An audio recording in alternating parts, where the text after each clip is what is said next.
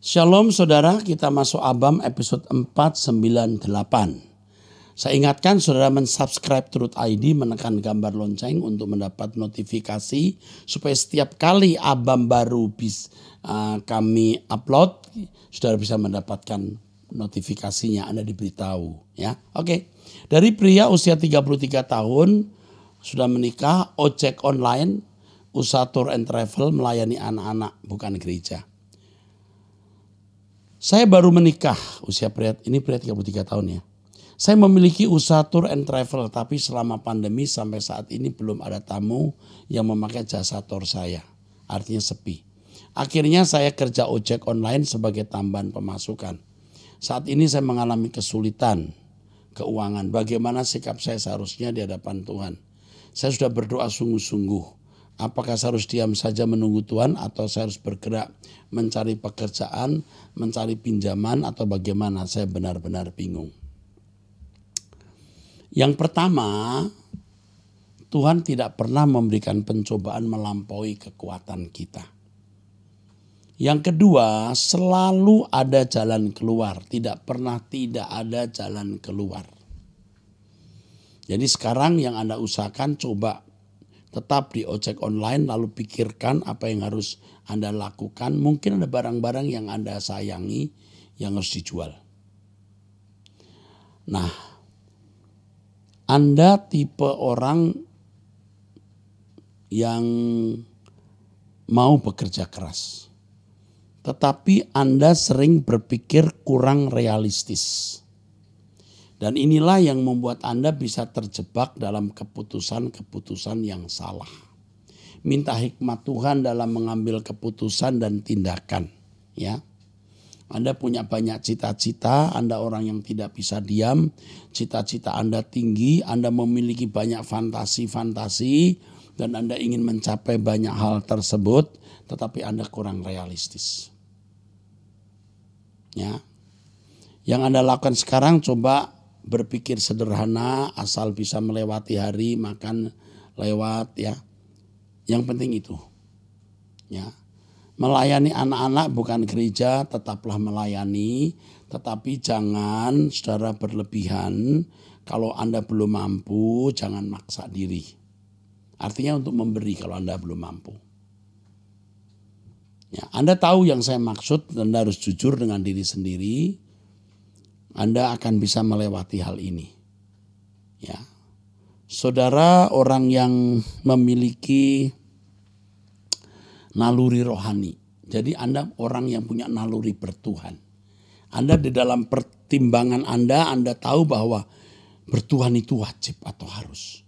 Sehingga Anda menyediakan waktu untuk bertuhan. Jalani terus ya. Jangan melakukan hal yang sia-sia, jika tidak perlu jangan dilakukan. Minta hikmat Tuhan ya. Ingat kalimat saya, berpikirlah realistis. Minta hikmat Tuhan, jangan expect ya, jangan harap berlebihan, nanti Anda kecewa. Tuhan pasti buka jalan, Tuhan pasti menolong Anda. Ada milik Anda yang Anda sayangi, kalau bisa dijual, jual dulu sementara. Anda akan bisa melewatinya ya, puji Tuhan. Oke.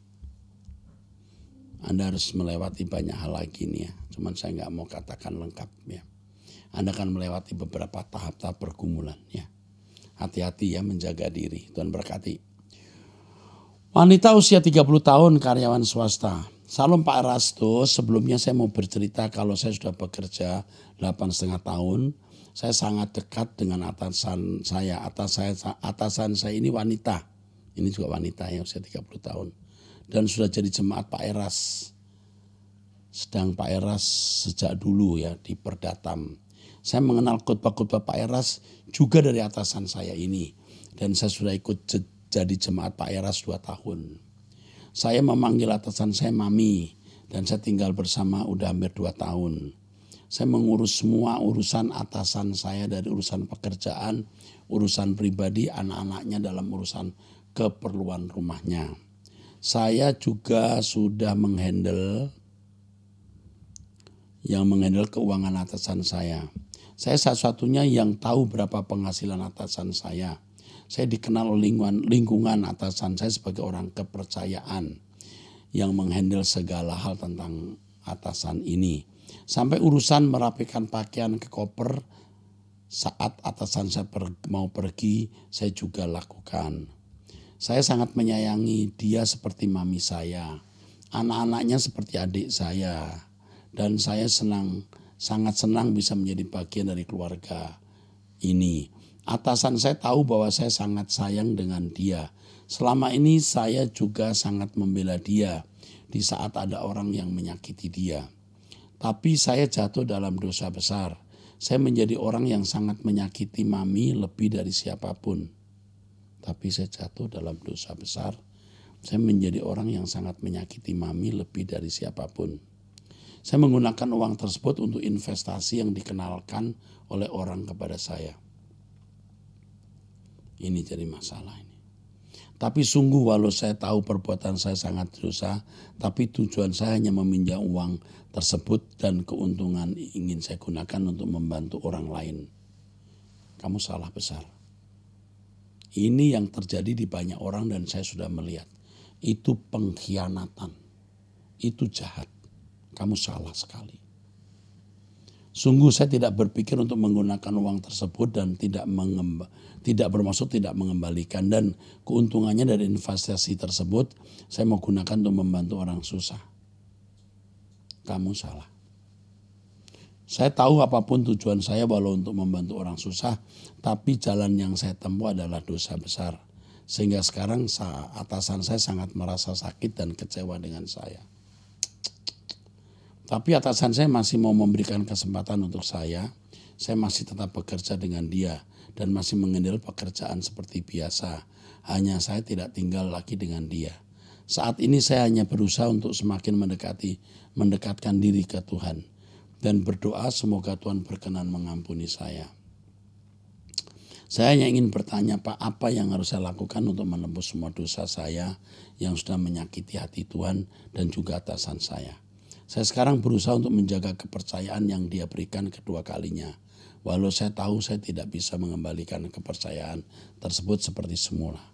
Sekarang saya hanya mengikuti doa pagi, doa malam, doa puasa, abam, wanita surgawi, suara kebenaran, ibadah raya yang selalu dengar setiap hari. Saya hanya ingin hidup berkenan di hadapan Tuhan dan meninggalkan hal-hal duniawi. Terima kasih Pak Eras, Tuhan Yesus memberkati Pak Eras serta keluarga. Saya orang yang tidak banyak bergaul Pak. Saya tidak punya teman, hanya teman satu kantor saja. Dan saya yang hampir tidak pernah nongkrong-nongkrong. Saya hanya pergi bersama atasan saya atau belanja bulanan. Saya juga belum menikah. Saya sebenarnya sudah mendedikasikan hidup saya untuk mengurus atasan saya. Sampai saya atau atasan saya dipanggil Bapak di surga. Tapi karena dosa yang saya perbuat, saya tidak bisa melakukannya. Ini kepada yang lainnya. Saya sudah pernah mengatakannya. Menggunakan uang yang dipercayakan Tuhan kepada kita itu salah. Ini fatal sekali.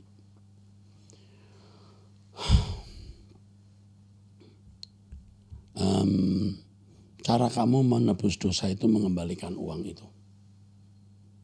Harus mengembalikan uang itu. Jadi kalau kamu sekarang punya gaji harus dipotong sebanyak-banyaknya.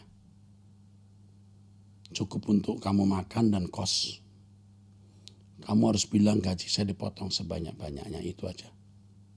Ya. Ya, saya berharap Tuhan akan memulihkan keadaanmu. Sebenarnya kamu pada dasarnya orang baik. Tapi kamu termasuk orang yang tipe menggampangkan masalah. Kamu juga tipe orang yang sebenarnya tidak punya keteguhan hati. Tetapi kamu orang setia. Tipe orang setia. Sayang kamu melakukan hal yang sangat fatal. Tapi Tuhan masih bisa memulihkan keadaanmu walaupun itu berat. Ya, walaupun itu berat. Yang kamu lakukan sekarang adalah mengembalikan uang itu. Sebanyak-banyak yang bisa kamu kembalikan. Kamu akan merasa tidak memiliki apa-apa, tapi Tuhan akan memulihkan ekonomimu. Tuhan akan memberi jalan keluar kepadamu. Ya, mungkin kamu tidak akan lama juga bekerja di tempat ini. Ya, atasanmu sangat terluka. Dan dia menghukum kamu dengan satu keputusan bahwa kamu tidak akan diterima lagi di keluarganya seperti semula. Itu keputusan di hati atasanmu itu. Kamu tidak akan diterima kembali seperti semula. Dan keluarganya hampir semua tahu dan mereka menyimpan dendam. Ya, menyimpan kepahitan ini. Dan tidak bisa mengampuni kamu. Jadi sekarang yang kamu lakukan adalah bagaimana kamu mengembalikan uang itu sebanyak-banyaknya. Sebenarnya sebelum kejadian ini ada hal-hal yang kamu lakukan yang Tuhan tidak berkenan sebenarnya. Sikap kamu yang tidak dewasa. Ya, sikap kamu yang tidak dewasa. Kamu setia kepada atasanmu, kamu setia kepada keluarga atasanmu, tapi kamu tidak menjaga perasaan orang. Coba kamu renungkan ucapan saya ini. Kamu menjaga atasanmu, menjaga anak-anaknya, tapi kamu kurang menjaga perasaan orang. Dan itu menyakitkan hati Tuhan. Tapi dengan kejadian ini kau bisa hidup suci, bertumbuh dewasa, sempurna seperti Bapa, serupa dengan Yesus. Ikut Pak Eras terus. Dalam hal ini ikut Truth ID dan semua yang sudah kamu ikuti. Tuhan bisa pulihkan keadaanmu. Tuhan memberkati. Dari seorang wanita usia 54 tahun berkeluarga di Cibubur. Salam Pak Eras, saya mau bertanya mengenai pemahaman 1 Korintus pasal 7 ayat 17 sampai 24. Khususnya ayat 23, yaitu janganlah kamu menuduh hamba. Jangan kamu menjadi hamba manusia. Apa maksudnya di sini? Ya. Saya baca dulu. 1 Korintus 7 ayat 23. 1 Korintus 7 ayat berapa tadi? 23 ya. Sebentar harus dapat dulu ayatnya. 1 Korintus 7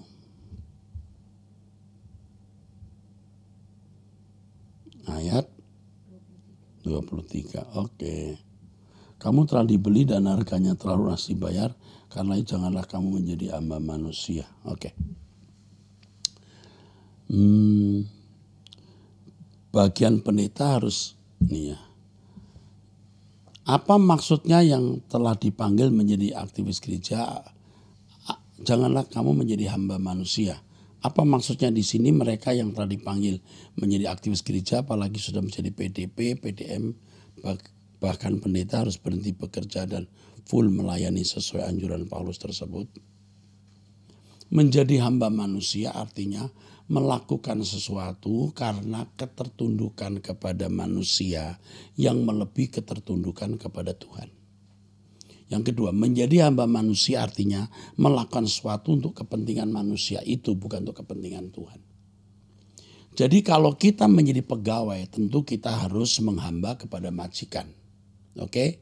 Tapi tidak bermaksud kita hidup untuk kepentingan dia. Kita hidup sesungguhnya untuk kepentingan Tuhan. Seorang bawahan tunduk kepada atasan, seorang pelayan tunduk kepada majikan di mana dia bekerja. Tetapi tujuan akhirnya adalah untuk kepentingan Tuhan. Itu yang penting. Bukan untuk kepentingan manusia. Nah, hamba Tuhan itu bukan hanya pendeta. Semua orang Kristen itu mestinya hamba Tuhan. Semua orang yang ditebus oleh darah Yesus adalah hamba Tuhan. Yang namanya full time itu bukan hanya tidak melakukan pekerjaan sekuler lalu hanya pekerjaan gereja. Yang namanya full time itu adalah ketika kita menyerahkan hidup kita untuk kepentingan Tuhan. Full time yang benar adalah menggunakan mulut, mata, telinga untuk apa yang berkenan di hadapan Tuhan. Orang bisa full time menjadi pendeta tapi tidak jaga mulutnya, tidak menjaga mata telinganya, itu omong kosong. Setiap orang yang dalam segala hal yang dilakukan menyenangkan Tuhan, itulah full time. Jika tidak demikian, tidak full time, bohong. Oke, saya kira itu saja. Mengenai kremasi, apakah tidak diizinkan oleh Tuhan? Karena jika dikremasi sampai tulang juga jadi debu. Sedangkan Amos, dalam Amos 21, Tuhan marah sama orang Moab karena membakar tulang Raja Edmi, dan Yeskiel disuruh bernubuat mengenai tulang-tulang di Yeskiel 37. Dan Yusuf juga meminta agar tulangnya dibawa dari Mesir. Terima kasih. Yang pertama, Amos 21 ayat 1, Tuhan marah sama orang Moab karena membakar tulang Raja Edmi, itu dasarnya bukan karena tulang dibakar, karena sikapnya yang tidak menghormati, ya, sikapnya yang tidak berkenan di hadapan Tuhan, itu saja. Lalu Yeskiel 37 itu masalahnya bukan tulang real, this is not real bone, itu bukan tulang dalam arti benar, itu penglihatan bahwa tulang-tulang itu dibangkitkan, itu penglihatan akan menunjuk pulihnya bangsa Israel. Pulihnya bangsa Israel. Tulang-tulang itu. Jadi bukan tulang beneran ya. Kalau mengenai Yusuf yang tulangnya harus dibawa dari Mesir, ya jelas karena mereka akan pindah ke Kanaan dan negeri mereka di Kanaan. Mereka akan menguburkan tulang mereka bersama dengan nenek moyangnya. Itu menjadi tradisi dari dulu. Menguburkan tulang-tulang mereka bersama dengan nenek moyangnya. Jadi itu bukan masalah tulang. Kremasi itu nggak masalah ya. Sebab nanti yang dibangkitkan bukan tulang itu. Sebenarnya kalau orang ya saudara meninggal dunia, tulangnya itu akan hancur bersama tanah. Terus akan hilang bercampur tanah. Tanah dimakan cacing, cacing dimakan mujair. Mujair dirica-rica. Rica-rica dimakan orang kan gitu. Jadi jangan naif. Kremasi itu tidak salah. Ayat-ayat itu tidak bisa menjadi dasar bahwa kremasi itu tidak boleh. Saya memang belum bicara soal kremasi. Tetapi kalau yang saya pahami dan saudara mau ikuti, tidak masalah. Tuhan memberkati. Jadi kremasi tidak melanggar etika Kristen. Tidak melanggar firman Tuhan. Ya. Tapi kalau misalnya ada keluarga yang berak mengatakan dikubur, lalu ada yang tidak berak maksa kremasi, jadi salah. Jadi salahnya bukan kremasinya, yang salah itu pertentangannya seperti Amos tadi ya. Bukan masalah tulangnya, masalah konfliknya, masalah sikap terhadap Tuhan. Saya kira itu saja. Oke. Wanita usia 41 tahun sudah menikah. Sebelum Pak Erastus, saya terakhir mengikuti jalan YouTube GSKI, termasuk Pak Erastus dan juga Pak Weknyo. Terima kasih sungguh, akhirnya saya kembali ingin mengikuti ibadah ke gereja yang ingin saya tanyakan. Yang mengganggu pikiran saya, apakah sesungguhnya kekristenan adalah agama bangsa Yahudi? Seperti Matius 15 ayat 24. Sehingga sesungguhnya tidak layak untuk keselamatan hanya karena iman saja. Sebentar, apa ini? Apakah betul pembahasan yang mengatakan apabila Kristus tidak mati di kayu salib, maka keselamatan hanya bagi bangsa Yahudi? Maaf, apabila bangsa Yahudi menerima Kristus sebagai Tuhan dan penebus, apakah di luar Yahudi ada keselamatan dan hidup kekal bersama Bapa? Apakah bagian bagi orang percaya di luar Yahudi sesungguhnya? Apakah seperti perumpamaan perempuan Kanaan bahwa di luar Yahudi hanya kafir yang diumpamakan anjing? Ini saya mesti jawab satu persatu nih. Yang terakhir dulu. Apakah perumpamaan Kanaan bahwa di luar Yahudi banyak kafir yang diumpamakan sebagai bangsa ya, sebagai anjing?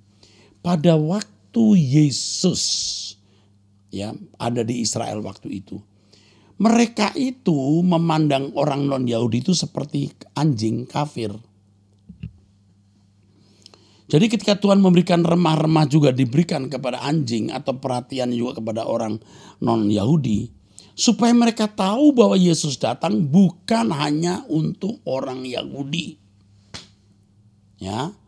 Jadi tidak boleh kita memandang orang Yahudi itu lebih dari orang non-Yahudi setelah zaman kepenggenapan, setelah zaman anugerah, setelah zaman salib. Kita tidak beda dengan orang Yahudi, nggak ada lagi orang Yahudi, Yunani. Tidak ada lagi kata Alkitab. Tetapi harus diakui bahwa bangsa itu umat pilihan Allah. Dari bangsa Yahudi kita menemukan jejak Tuhan. Kita mengenal siapa Allah yang benar. Elohim Yahweh. Dari bangsa Yahudi datang keselamatan. Artinya dari bangsa Yahudi lahir juru selamat. Dari orang Yahudi. Ya. Dari orang Yahudi. Keselamatan datang dari bangsa Yahudi artinya memang datang dari bangsa itu, saudara-saudara. Ya. Apakah betul pembahasan yang mengatakan apabila Kristus tidak mati di kayu salib, maka keselamatan hanya bagi bangsa Yahudi? Kalau Kristus tidak mati di kayu salib, tidak ada keselamatan bagi siapapun. Maaf, apabila bangsa Yahudi menerima Kristus sebagai Tuhan dan Penebus, apakah di luar Yahudi ada keselamatan dan hidup bersama Bapa? Adakah bagian bagi orang percaya di luar Yahudi sesungguhnya? Ketika Paulus berkata bahwa Injil diberitakan kepada orang Yahudi, karena orang Yahudi menolak maka sampai ke bangsa lain. Itu tulisan Paulus untuk menunjukkan bahwa tindakan mereka menolak salib itu sebuah kerugian besar. Ya. Bagaimanapun salib akan sampai ke luar bangsa Yahudi karena Yesus yang berkata, beritakan Injil sampai ke ujung bumi. Dan Paulus mengatakan, aku mengatakan ini supaya kamu cemburu. Yesus berkata sampai ke ujung bumi. Bukan hanya untuk orang Yahudi. Tuhan juga berkata pada waktu sebelum disalib bahwa ada domba-domba di luar domba-domba ini. Siapa itu? Ya orang-orang non-Yahudi. Saya kira cukup jelas ya. Wow. Tuhan itu esa. Hanya apakah setiap orang sudah ada takdir seperti sudah dipilih sejak lahir. Tidak semua bisa menerima keselamatan. Ada yang tidak dibukakan pemahamannya. Ada yang diberikan lingkungan yang kondusif untuk pertumbuhan iman. Ada juga yang sangat bingung dengan banyak suara dan pemikiran kontradiktif. Saya teringat bahwa Tuhan tetap memilih Salomo walau dari pernikahan karena perzinahan. Mengapa di Matius 15 ayat 24 kembali ada pembedaan? Mohon hikmat dan pengajaran. Matius 5:24 ya. Matius 5:24 apa ya isinya? Tinggalkanlah persembahanmu di depan mezbah itu dan pergilah berdamai dahulu dengan saudaramu lalu kembali untuk mempersembahkan persembahanmu itu. Matius 15, sorry. Makanya bingung. 15:24 Aku diutus hanya kepada domba-domba yang hilang dari umat Israel. Pada waktu Yesus datang ke dunia memberitakan Injil, Bapa di surga menghendaki dia hanya di lingkungan orang Yahudi. Itu maksudnya. Tidak di luar lingkungan orang Yahudi. Setelah Yesus menyelesaikan tugas penyelamatan, maka murid-murid harus sampai ke ujung bumi dimanapun. Jadi ketika Yesus berkata, aku diutus hanya kepada domba-domba yang hilang dari umat Israel, hanya di lingkungan Yahudi. Tetapi saudara-saudara, ada orang-orang di situ seperti perempuan Kanaan yang ada di sekitar daerah Tirus dan Sidon, memang daerah orang kafir itu, daerah orang non-Yahudi, minta agar anak perempuannya yang kerasukan setan disembuhkan. Dan Tuhan menyembuhkan. Nah, dia menyebut juga di sini, Tuhan Yesus juga berkata, tidak patut mengambil roti yang disediakan bagi anak-anak dan melemparkannya kepada anjing. Anjing itu maksudnya non-Yahudi. Karena orang Yahudi waktu itu di dalam arogansinya menganggap orang non-Yahudi itu seperti anjing. Memang tidak patut. Tetapi anjing itu juga makan remah-remah yang jatuh dari meja tuannya. Perempuan ini gak tersinggung. Gak apa-apa disebut anjing dah. Asal kami bisa mendapatkan sesuatu dari Tuhan. Ini loh yang mau diajarkan Alkitab. Ya. Dan Tuhan setuju ini. Bahwa anjing pun layak mendapat remah-remah. Tuhan menyetujui. Nah setelah zaman penggenapan tidak ada lagi orang Yahudi, Yunani, tidak ada lagi. Orang kafir, non-kafir mestinya begitu. Artinya orang Yahudi yang dianggap non-kafir dan orang kafir luar Yahudi. Tidak ada. Semua bangsa sama di mata Tuhan. Itu setelah zaman penggenapan. Yesus membuat pembedaan karena memang waktu itu Yesus disuruh Bapa hanya di lingkungan orang Yahudi. Paham ya? Oke. Saya pribadi ingin bertumbuh iman percaya tapi juga mampu membahas logis dan pertanyaan di pemikiran. Sungguh dulu saya malas ke gereja karena banyak yang susah saya terima dan tidak ingin dibahas. Seperti memberi dengan iman supaya dapat berkali lipat. Ya ini salah itu. Nggak ada itu ayatnya. Maksudnya kalau kita memberi, kita akan bisa berlipat ganda dalam pengabdian dan berbuah-buah untuk Tuhan. Bukan mau dapat balasan, bukan kayak mancing gitu ya. Ada juga gereja yang sibuk dengan pertunjukan yang disebut kesaksian dan bahasa aneh dan lainnya, yang saya mohon ampun dalam hal ini. Karena bukan bermaksud membicarakan hal negatif, tapi tidak cocok bagi saya. Saat ini saya ingin berusaha menerima berjemaat di gereja tempat anak-anak saya sekolah minggu. Saya percaya Kristus dan ingin menunjukkan keseriusan hati dan pikiran saya untuk bisa kembali ke rumah Bapak satu waktu nanti. Walau masih rasa susah dan risih saya ke gereja. Matius 15 ayat 24, apakah memang keselamatan dibedakan bangsa Yahudi dan non-Yahudi? Tidak. Saya sudah menjelaskan dari tadi dan saya kira itu jelas. Setelah Yesus menyelesaikan tugas penyelamatan, maka tidak lagi pembedaan orang Yahudi dan non-Yahudi. Umat pilihan hanyalah orang yang menerima Yesus sebagai Tuhan dan Juru Selamat. Saya ingin percaya kasih Tuhan adil kepada semua. Betul. Juga hukuman adil bagi semua. Betul. Apakah salah dalam hal ini? Saya menantikan pencerahan. Oke, saya menjawab juga pernyataan tadi. Adanya pembedaan ya. Apakah ada orang yang ditentukan dan yang tidak? Itu di mana? Ini tadi ya? Atau sebelumnya ya? Ini ya. Jadi begini, ada orang yang memang dipilih Tuhan jadi umat pilihan. Siapa mereka yang hidup di zaman perjanjian baru, yang mendengar Injil entah dari orang tua dan lain-lain, Injil yang benar, dan yang memiliki kesehatan jasmani rohani yang cukup untuk memahami Injil dan bertumbuh dewasa. Harus diakui ada orang yang hidup sebelum zaman perjanjian baru, tidak pernah mendengar Injil. 2, dari kecil memang di lingkungan yang tidak mungkin dia percaya Yesus. Yang ketiga, tidak memiliki tubuh yang sehat jasmani rohani, entah invalid dan lain-lain. Ya.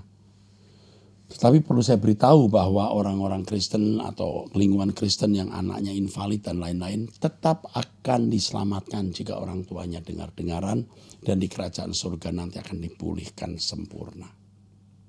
Nah, perlu saudara ketahui bahwa ada orang yang memang ditentukan jadi umat pilihan. Artinya umat yang diberi kesempatan untuk bertumbuh dewasa.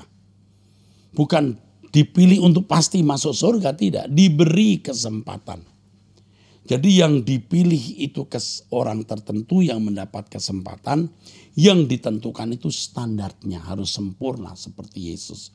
Orang-orang yang dipilih ini harus sempurna seperti Bapa dan serupa dengan Yesus. Dan ini bisa atas orang Yahudi juga non-Yahudi. Sudah bukan lagi dibatasi oleh ras dan suku. Ya. Oke, luar biasa ya. Sekarang,